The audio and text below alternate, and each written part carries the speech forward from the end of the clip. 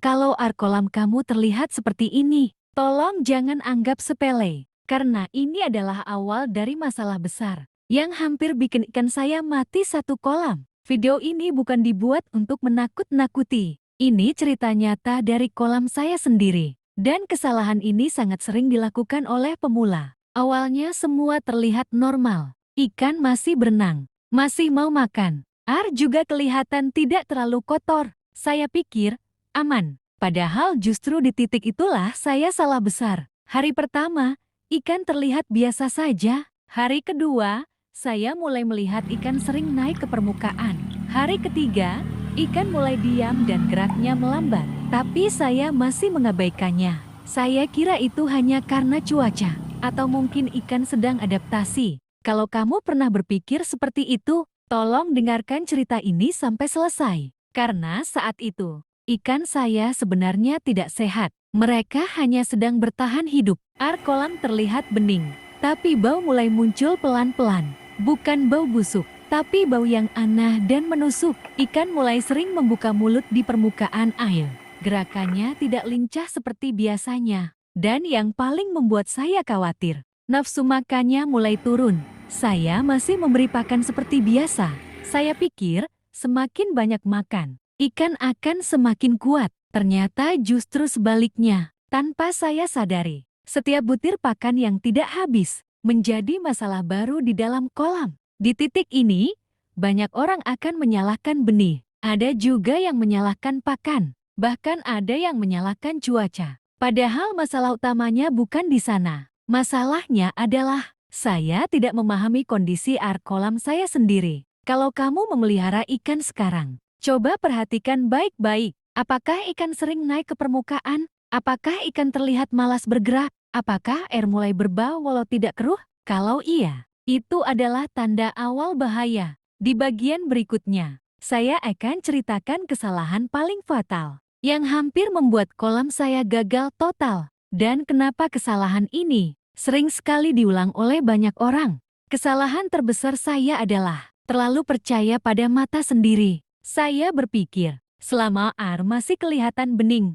berarti kolam masih aman. Padahal air bening tidak selalu berarti sehat. Di dalam air yang terlihat tenang itu, sisa pakan dan kotoran ikan terus menumpuk. Bakteri jahat berkembang tanpa terlihat. Oksigen perlahan menurun. Saya tidak mengecek apapun, tidak mengontrol apapun. Saya hanya mengandalkan kebiasaan lama. Setiap hari ikan diberi pakan. Setiap hari kolam dibiarkan seperti itu. Sampai akhirnya tanda-tanda semakin jelas. Ikan mulai berkumpul di sudut kolam. Beberapa ikan terlihat lebih sering diam. Dan hampir semua ikan sering naik ke permukaan air. Saat itu saya mulai panik. Saya sadar, kalau dibiarkan lebih lama, kemungkinan besar ikan akan mati satu persatu. Banyak orang baru bertindak saat ikan sudah mati. Dan saya hampir melakukan kesalahan yang sama. Saya mulai mencari tahu. Saya mulai memperhatikan kolam lebih serius. Dan disitulah saya sadar, ada satu hal penting yang sering dilupakan oleh pemula. Budidaya ikan bukan soal pakan saja, tapi soal keseimbangan air. Air adalah rumah ikan. Kalau rumahnya rusak, ikan tidak akan pernah sehat. Saya akhirnya menghentikan pemberian pakan sementara. Saya memperbaiki sirkulasi air. Saya menambah oksigen agar ikan bisa bernapas dengan lebih baik. Tidak instan, tidak langsung terlihat hasilnya. Tapi setidaknya, ikan tidak semakin memburuk. Kesalahan ini mengajarkan saya satu hal penting. Kalau ikan sudah menunjukkan tanda stres, itu artinya kita sudah terlambat satu langkah. Di bagian terakhir, saya akan tunjukkan hasilnya sekarang. Dan pelajaran paling penting, yang tidak boleh kamu ulangi. Ini kondisi ikan saya sekarang. Tidak sempurna, tidak langsung besar, tapi jauh lebih sehat dibanding sebelumnya. Ikan sudah mulai aktif berenang. Nafsu makan perlahan kembali. Gerakannya lebih responsif saat diberi pakan. Perubahan ini tidak datang karena alat mahal, bukan juga karena pakan mahal. Perubahan ini datang karena saya mulai memperhatikan air kolam. Saya belajar bahwa air yang terlihat bersih belum tentu aman untuk ikan. Saya juga belajar bahwa memberi pakan berlebihan bisa menjadi racun pelan-pelan. Budidaya ikan itu bukan soal cepat panen, Tapi soal konsisten menjaga kondisi kolam, kesalahan yang saya lakukan ini sering dianggap sepele oleh banyak orang, padahal dampaknya bisa fatal. Saya membuat video ini bukan karena saya paling pintar, tapi karena saya pernah salah, dan saya tidak ingin orang lain mengulang kesalahan yang sama. Kalau kamu sedang memelihara ikan, atau baru ingin mulai budidaya, cerita seperti ini akan sering saya bagikan di channel ini. Cerita nyata, kesalahan nyata, bukan teori panjang yang bikin pusing. Kalau kamu merasa video ini bermanfaat, dan tidak ingin gagal seperti yang saya alami, silakan subscribe. Biar kita sama-sama belajar, tanpa harus kehilangan ikan lagi.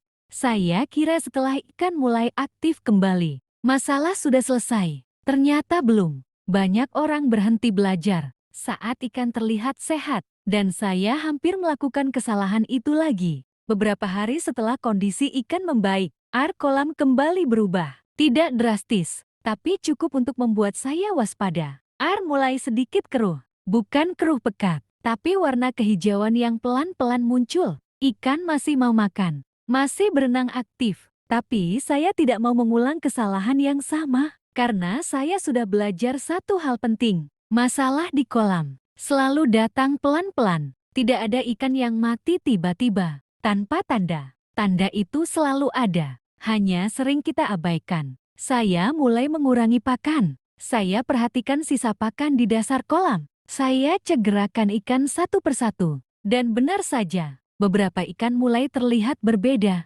Bukan sakit, tapi seperti kelelahan. Ini adalah fase yang jarang dibahas orang. Fase ketika ikan selamat dari stres, tapi belum sepenuhnya pulih. Kalau di titik ini salah langkah, ikan bisa jatuh sakit lagi. Banyak pemula justru menambah pakan, karena melihat ikan mau makan. Padahal yang dibutuhkan ikan saat itu bukan pakan lebih banyak, tapi kondisi air yang stabil. Saya hampir tergoda untuk mempercepat pertumbuhan karena melihat ikan kembali aktif. Membuat kita merasa percaya diri, dan rasa percaya diri berlebihan adalah musuh terbesar dalam budidaya ikan. Di bagian berikutnya, saya akan ceritakan kesalahan kedua yang nyaris saya lakukan dan kenapa kesalahan ini lebih berbahaya dari yang pertama. Setelah ikan terlihat sehat, pikiran saya mulai berubah. Saya mulai berpikir tentang pertumbuhan, tentang ukuran, tentang kapan bisa panen. Dan disitulah kesalahan kedua hampir terjadi. Saya ingin ikan cepat besar.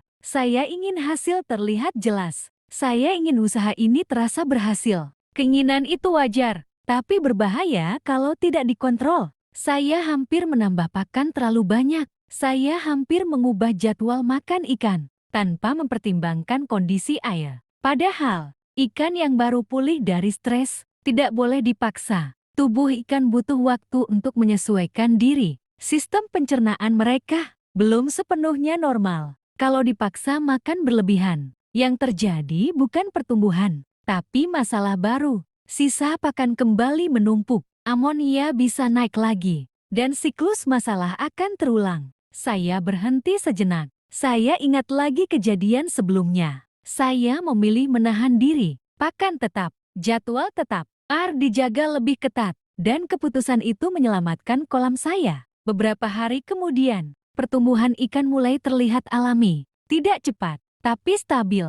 Ikan tidak lagi sering ke permukaan. Gerakannya konsisten. Tidak ada tanda stres. Di titik ini saya benar-benar paham. Budidaya ikan itu soal kesabaran. Bukan soal siapa paling cepat panen, tapi siapa yang paling lama bisa bertahan. Banyak kolam gagal, bukan karena tekniknya salah, tapi karena pemiliknya tidak sabar. Kalau kamu sedang memelihara ikan dan merasa ingin mempercepat hasil, cerita ini semoga bisa menahan kamu satu langkah. Karena satu langkah yang salah bisa menghapus semua usaha sebelumnya. Di bagian terakhir, saya akan bagikan pelajaran paling mahal yang saya dapat dari kolam ini. Sekarang, saya melihat kolam ikan saya dengan cara berbeda. Bukan lagi sebagai tempat ikan tumbuh, tapi sebagai sistem yang harus dijaga. Saya belajar bahwa setiap perubahan kecil di kolam punya dampak besar ke ikan. Air berubah sedikit, ikan merasakan duluan. Oksigen turun sedikit, ikan yang menanggung akibatnya. Ikan tidak bisa bicara, mereka hanya bisa menunjukkan tanda. Dan tugas kita adalah PK. Kesalahan pertama saya adalah lalai. Kesalahan kedua hampir terjadi karena nafsu. Dua-duanya sama-sama berbahaya. Dari kolam ini, saya belajar bahwa budidaya ikan bukan sekadar usaha, tapi tanggung jawab. Kalau kita mau hasil, kita juga harus mau belajar. Saya tidak bilang cara saya paling benar. Saya juga masih belajar sampai sekarang. Tapi satu hal yang pasti, saya belajar dari kegagalan, bukan dari teori semata. Channel ini akan saya isi dengan cerita seperti ini.